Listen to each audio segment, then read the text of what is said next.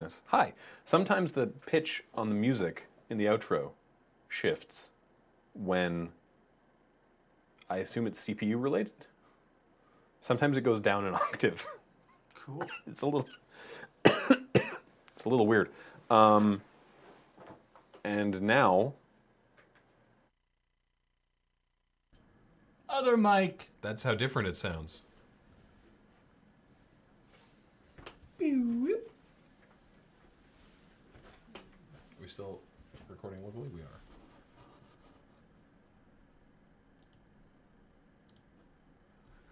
I don't know who it was in the chat who was like, balls of dough. That's pretty good. They don't have a release date yet for Dude Bro 2, My Shit Is Fucked Up, so I gotta shoot. Oh no, Dude Bro, My Shit Is Fucked Up, so I gotta shoot Slice You 2. It's straight up dog time. I believe Dude Bro 2 is... That's the short, the short title. Dude Bro 2. There's no Dude Bro 1, by the way. It's been a while. They've been working on it. It's in ongoing development, yeah. Yeah. I mean, it's one of those things that it's like...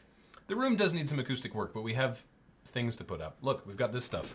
There's a difference between something that seems like Acoustic foam. something that seems Listen to like how it'll be good this super sounds. funny, and something that's actually a real video game. Yeah.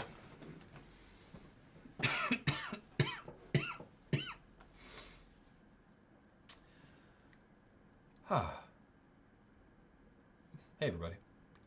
How's it going? Let's talk about some of the stories in greater detail. I liked your intro, by the way. In case you can't tell, the intro that Paul wrote was Welcome to CheckPoint for January 18th, 2016, but every individual word was reversed. Mm-hmm.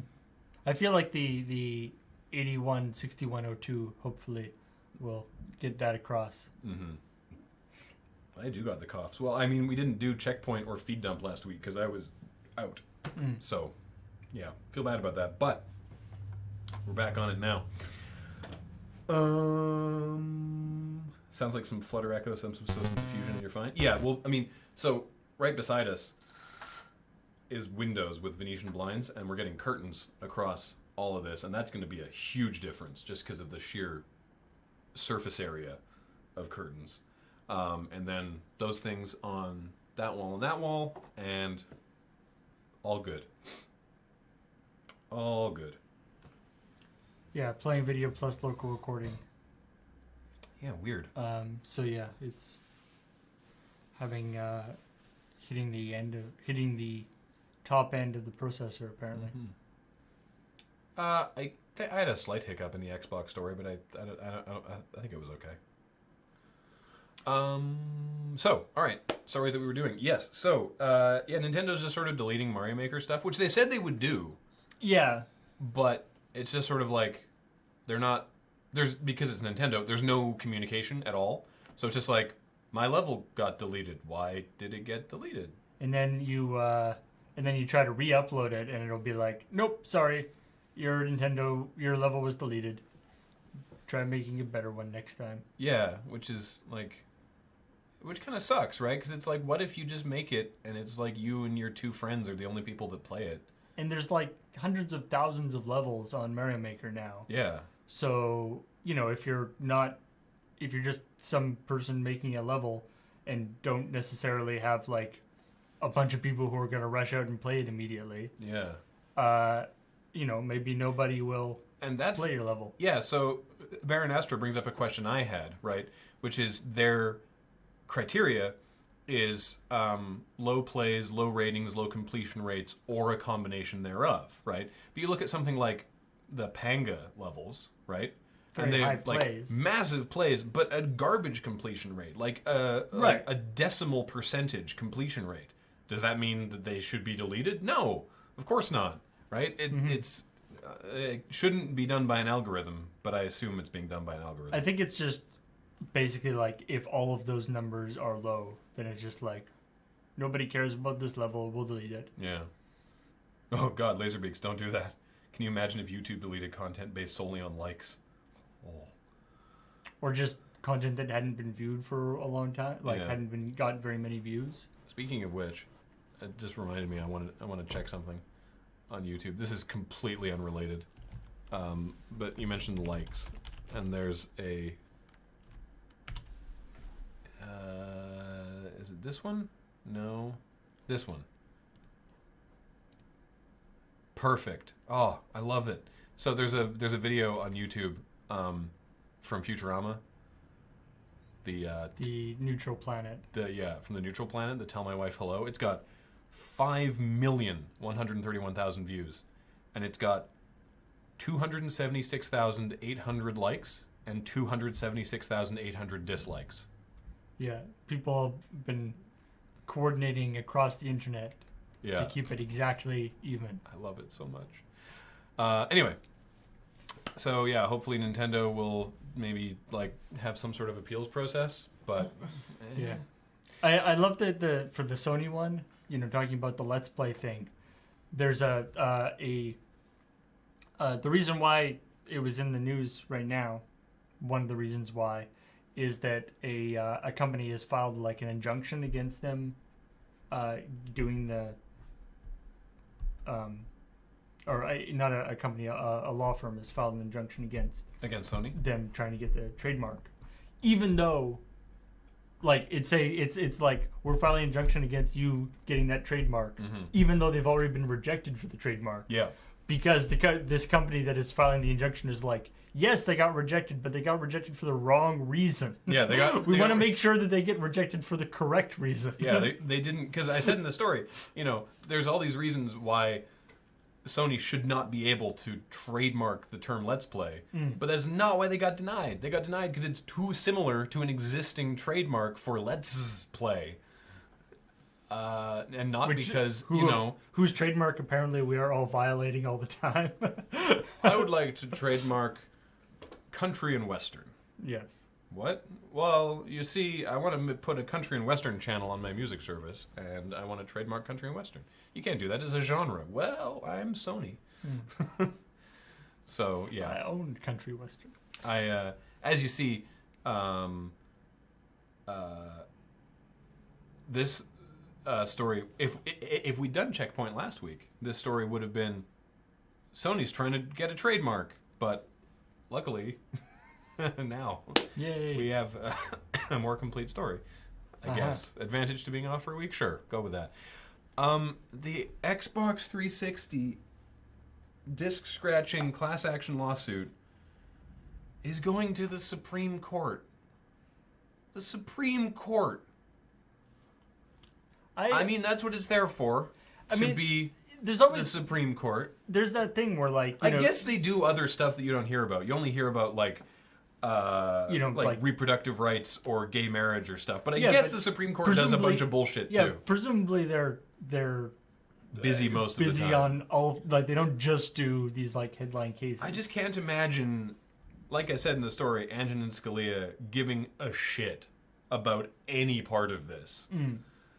But again, that's his job, so I don't know. I mean, I guess the whole idea though is that when it gets up to that level, from like a legal perspective, it doesn't matter. Like, it could be anything. They have to. They have to give a shit. But it's like it's looking at the wordings of contracts and things. It doesn't, like, it could be Xbox CDs being scratched. It could be, stuff being dumped into the waterway. Like, it's all like the same analysis that they have to do. It's just, in this case, it's stupid. The Supreme Court has to choose to hear the cases. Yeah. So they did choose. They have to choose to hear the cases. Huh. Why they choose this one? I wonder why they chose to hear this. It's interesting. Consumer protection. Huh. The thing is, this has gone through, obviously, in order to get to the Supreme Court, this has actually gone through multiple lower courts first. Well, because everything in the U.S. is, all the whole legal system is, what's the term that I'm looking for? It's based on it's precedent based, right? So it's like this could end up setting precedents for something, right? It's like if it's like, people shouldn't have, turned their thing sideways while the game was running, then a thing later is like, well, Your Honor, you see, because of the precedent set by this Xbox thing, we can't rely on just saying that our users aren't allowed to be idiots and move their stuff around. Now, of course, in the chat, I just noticed, I think it was Real Gamer Cow, was like, I'm technically part of the lawsuit because I accidentally hit the power button while I was turning it, right? And it's like, I actually think I did the same thing, to be honest. I think I scratched a disc in my 360 by moving it. Well, like the Xbox One, they explicitly said that it cannot be used in a vertical capacity. Yeah. For a case to be heard by the Supreme Court, the matter at dispute has to involve some kind of constitutional matter. What? Some sort of consumer protection thing? I guess? Sound guy 0 decibel says, hey, I killed my Mass Effect 1 disc by knocking my 360 over. I'm just getting another copy at some point. I mean, that's on you, I guess, from a legal perspective. I wonder what this 50-cent part that they could have put in to make it work is. Review will be limited to a question rewritten by the court, whether a federal appeals court has the authority to review an order refusing to let a lawsuit proceed as a class action lawsuit after those who are named in the lawsuit representatives have dismissed their individual claims. Oh. So they don't even actually give a shit about the 360 and scratch discs. This is about class action lawsuits. That makes sense. Cool. Anyway. Yeah, so Call of Duty continues to sell stupidly well. It's the 4th best-selling franchise of all time, and the top 2 are both Mario. On the Wikipedia list of best-selling franchises, Mario is number 1, and Super Mario is number 2, and it's a little muddy where that sort of delineation is. Mario Kart is also down at like 9. Yeah, I know. Nothing has been Mario since. It's so ever. Okay.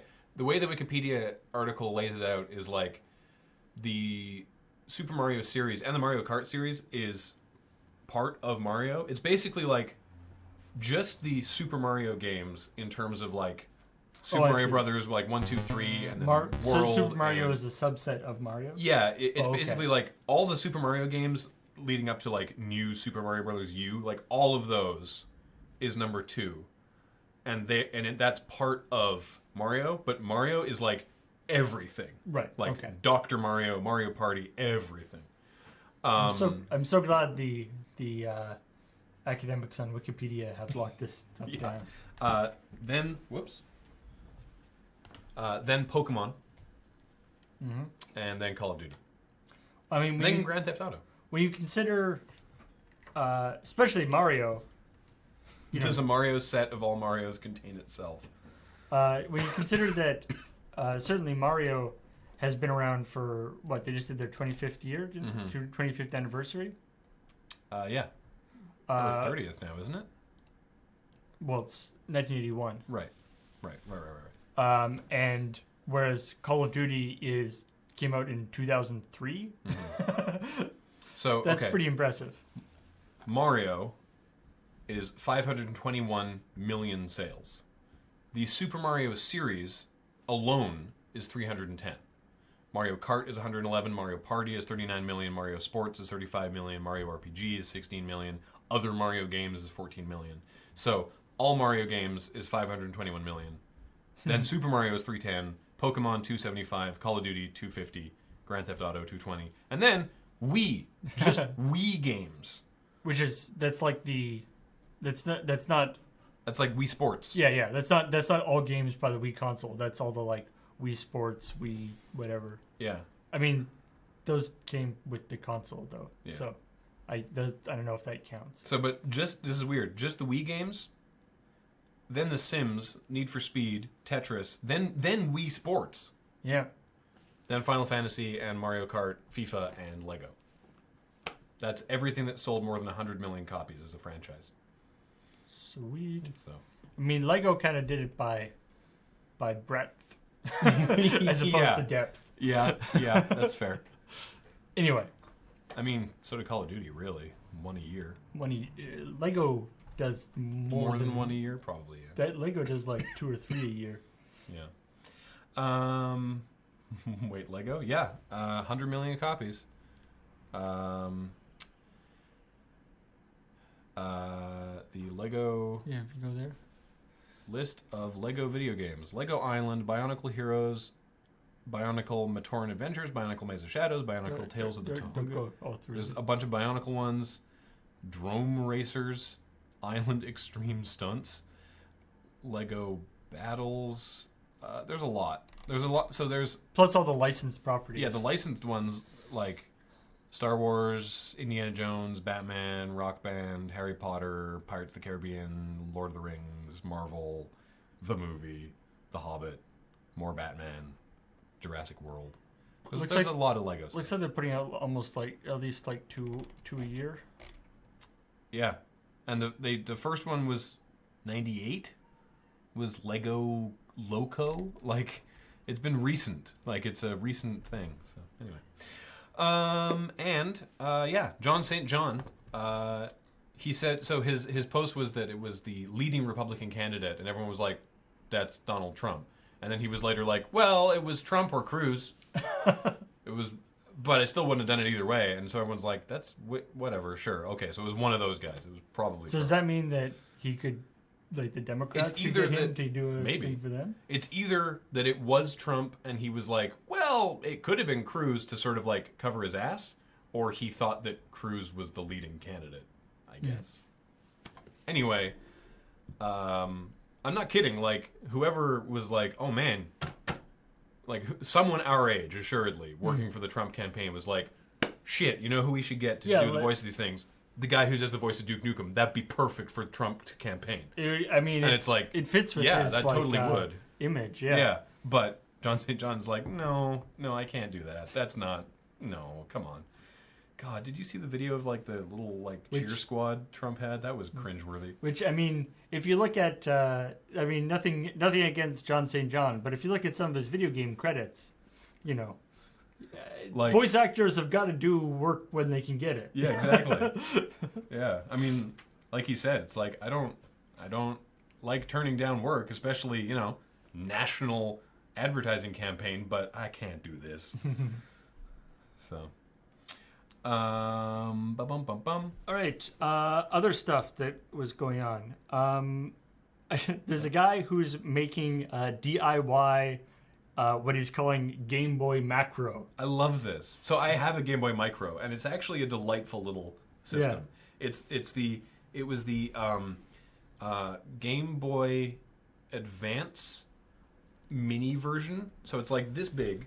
Yeah. It's just like a teeny little screen and a D-pad and the buttons and like that, and you put the thing in, and it's like this little GBA.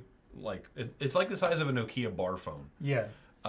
Great little system when it came out. And so this guy's turning DS's, pardon me, DS into a Game Boy Macro, which is like that but bigger and with the DS internals instead of the Advance internals. Presumably, he's just using the screen that the DS uses when the DS is emulating Advance. Hey, love for the Game Boy Micro in chat. I actually have two. I have a normal one and the 20th anniversary Mario one, because I worked at EB at the time, and it was like in the back because the packaging was dinged or something, and I was like, is this for sale? And the manager's like, yeah, it's in the system. And I'm like, how much is it? I'm like, I don't know, like $15. I'll buy this. Yo. So he's making the 2DS? No, because this only has one screen. Yeah. Here, let me I want to make it. make a picture. Oh, you. Oh, I just wanted to switch the monitor backward for some reason. Were you pushing this one, right? No. That's doing it. That's wrong. What did you push last time? I thought it was that one. Oh, There it enter. is. There you go. So we want to go back to HDMI that one. one. Yeah. Yeah, we'll throw a picture of it. But the thing that actually really struck me about this, it's just the preview editor. Is that Weird. really struck me about the Game Boy Macro picture, and I can throw it up here.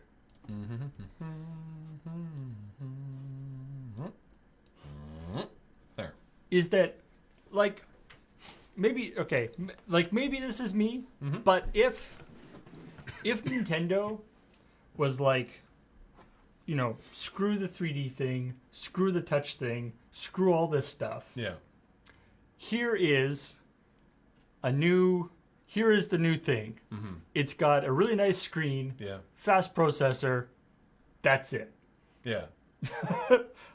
It's Like, a brick and it can play games. It's a brick and it can play games. It doesn't have any fancy things in it. It's got like button, maybe like an analog stick instead of the crosshair. Mm-hmm. But like that's it. Yeah.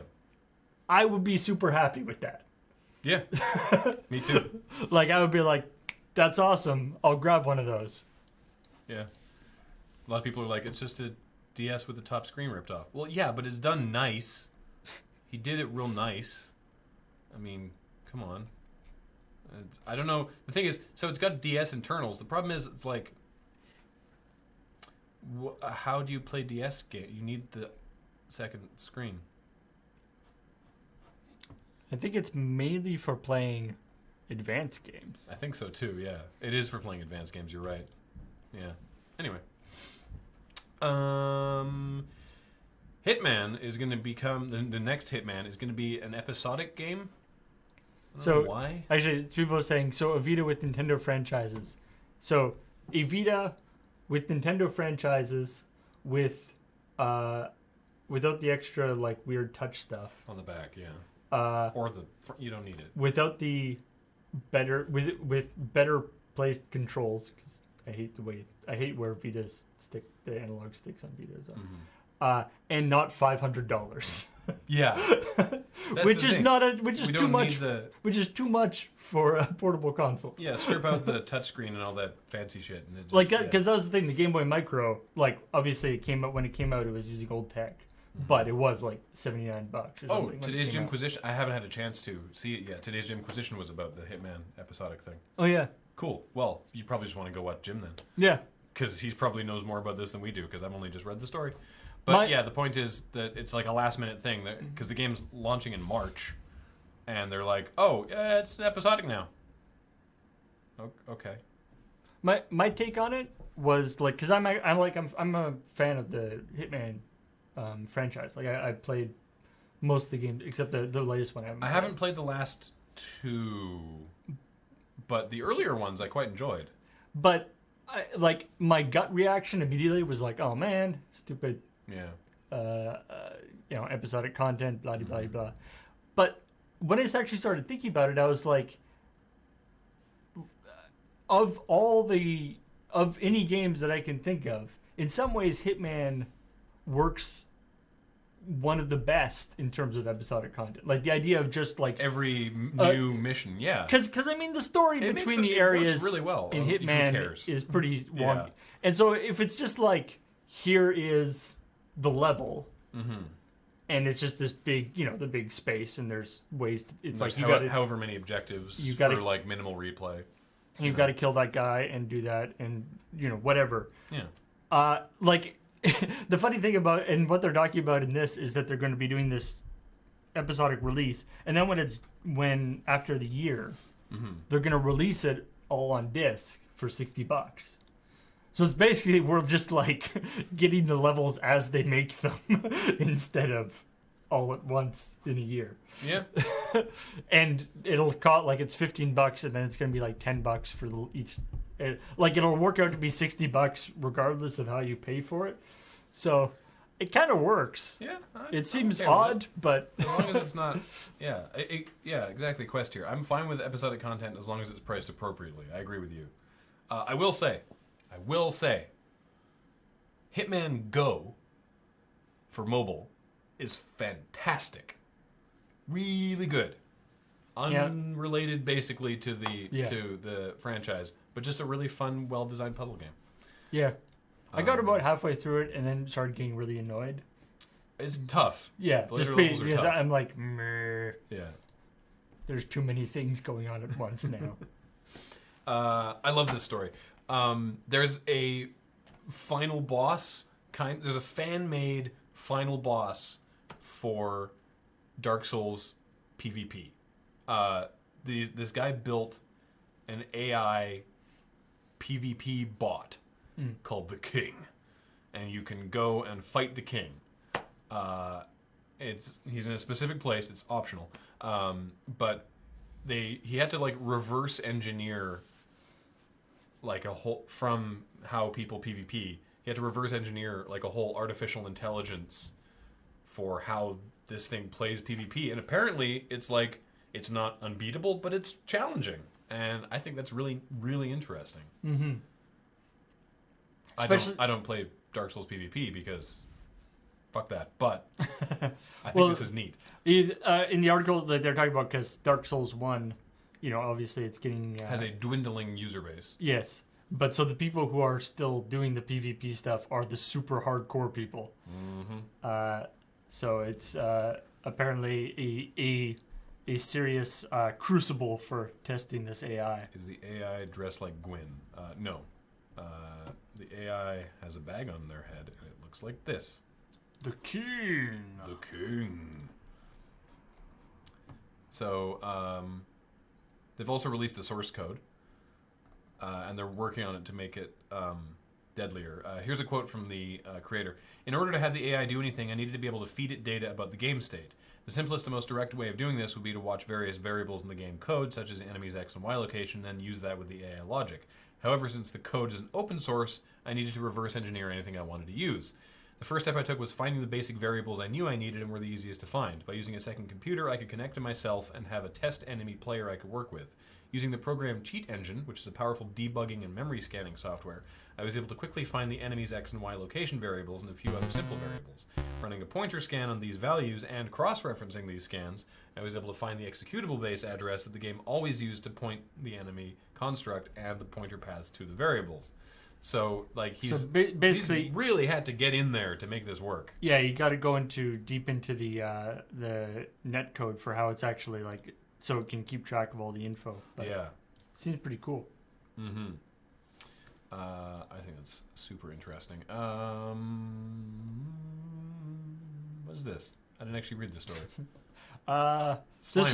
This was mostly the reason why I marked the story was partially for me to remember because it sounded pretty awesome. There's a game that's called Slime Rancher, and it's basically, I mean, it's not explicitly based on like the slimes from like Dragon Quest or, but they're Dragon Quest. But they're similar in the fact that they're little blobs with faces on them, and you have a vacuum thing where you suck up slimes and then you spit them out into, and you can make like pens and like pen in the slimes. But you have to keep feeding them and stuff because if you don't feed them things, then they start getting mad, and when they get mad, they start trying to escape by climbing on each other. Oh wow! So that they get high enough to get out. That's amazing. Also, they interact with they poop. That's what you have to. That's why you're ranching them is you have to collect their poop. Apparently, slime poop is a thing. But wow. They'll actually eat each other's poop, and then gain like each other's powers. Wow. And like the mixed slimes apparently are really dangerous. Like if Kirby ate shit. All right, yeah, sure. All right, I'll check out Slime Ranchers. This looks pretty interesting. Hey, John Romero made a new level for Doom. Yeah. 21 years later. So there's the whole thing with like there's the new Doom coming out, obviously. Yeah. And I guess as part of a promotion for that, and sort of for fun, John Romero made a level for Doom using how was there a thing I can't remember? No, just made a new level for Doom. Yeah. He said, it's been 21 years since I made a Doom level. Here's my version of E1M8 using Doom1.wad. So, yeah. Just thought that was neat. And that was actually everything that we flagged. I believe so. Oh, right. And the Square Enix giving away copies of Omicron to celebrate David Bowie. Yeah. Some people in the chat were like, why do you hate David Cage? And it's like, I don't actually like... I don't hate David Cage. I don't hate David Cage. I just find his writing to be ham-fisted. And I mean, I personally haven't enjoyed any of the Quadratic Dream or Quantic Dream yeah. games. And I know that some people like them. I am personally not a fan. yeah, my lack of enjoyment is squarely on his writing and presentation of narrative. Mm-hmm. So When I was looking up that story, I did a search because I was like, David Bowie being the cool, weird, awesome guy that he is. I was like, he's got to have been involved in more than one video game. Like, he's done all sorts of crazy multimedia stuff. Yeah. All things, but apparently not. Huh. All right. Can't you play the not? Are all versions of Fahrenheit not allowed to be played on Twitch, or just? I thought it was just the director's cut. I don't know. I thought it was just the director's cut. Take a look at that Lord Husk. This week, 2 weeks ago.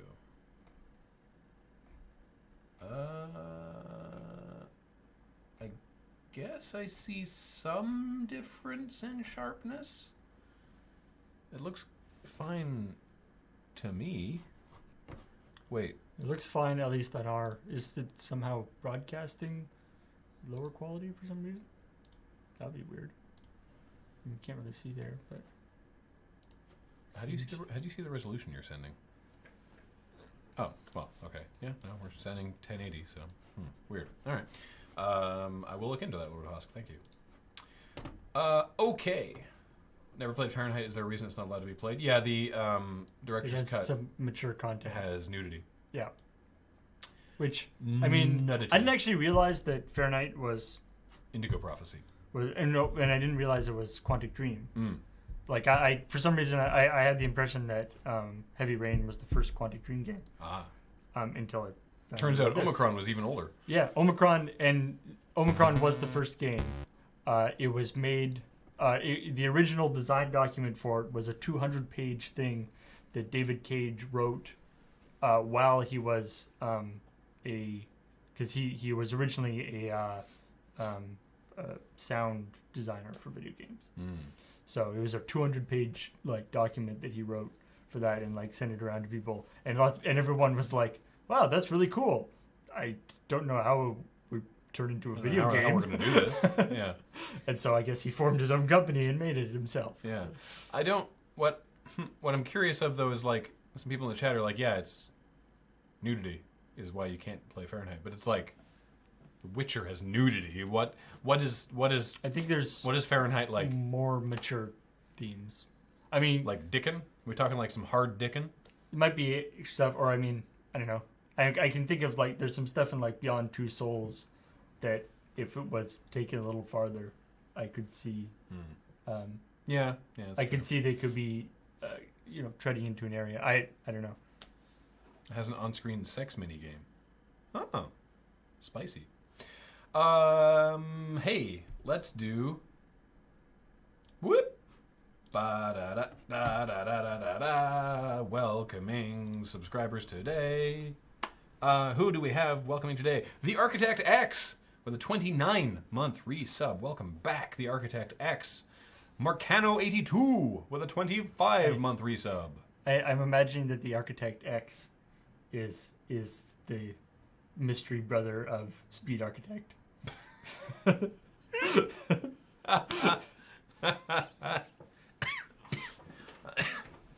don't know how no one worked that out. There's just one other guy who happens to look very similar. Well, his name was Rex, right? He was Rex Racer, and then the new guy is Racer X. And it's like, who could it be? I mean, if you think about it, the same people who didn't have enough imagination to figure that out, are also the same people who came up with the Rex is Racer X thing. So it kind of works together. Fair enough. Anyway. Mercano82 with a 25-month resub. Welcome back, Mercano. All Mankind. All of Mankind. With a 2-month resub. I know that All Mankind has been subbed for more than 2 months definitely before. More than 2 months. Welcome back regardless. It's true. He had a mask. You're fair. That's true. That's fair. And he a did have a mask. helmet. Yeah. Admiral Mamo with a 24-month resub. 2 years from Admiral Mamo. Welcome. And thank you always for your continued support, Admiral Mamo. K13B. Caleb. Yes. We did that before. So leet. Yeah. I sometimes forget these things. With a 6-month resub. Welcome back, Caleb, with a 1 and a 3 in it. I assume. I think it must be Caleb, right? Right? Sure. Tino Didrikson with a 3-month resub. Welcome back, Tino Didrikson.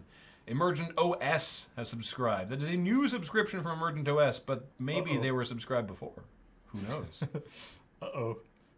Somebody has the Emergent OS has subscribed. That's probably You keep doing that. probably Really good. bad. Look. A lot of Twitch names are hard to pronounce, and so I just go in assuming that I'm not going to be able to pronounce it. And I'm not I don't look for leet speak a lot, so I could call you K13B if you prefer, but I won't remember. we got there in the end. Craddock. Or Kradzirok with a 2-month resub. Welcome back, Craddock. Thank you for your support. GCat50 with a 7-month resub. Welcome back, GCat50. Or Gcatso. Gicatso. Now I'm reading leet into everything. I know. Dan SPG with a 9-month resub. Welcome back, Dan SPG. No Soul with a 29-month resub. Welcome back, No Soul. Thank you for your continued support. JD Steel 0001 or JD Steel Ooh. Yes, ooh. with a 2-month resub.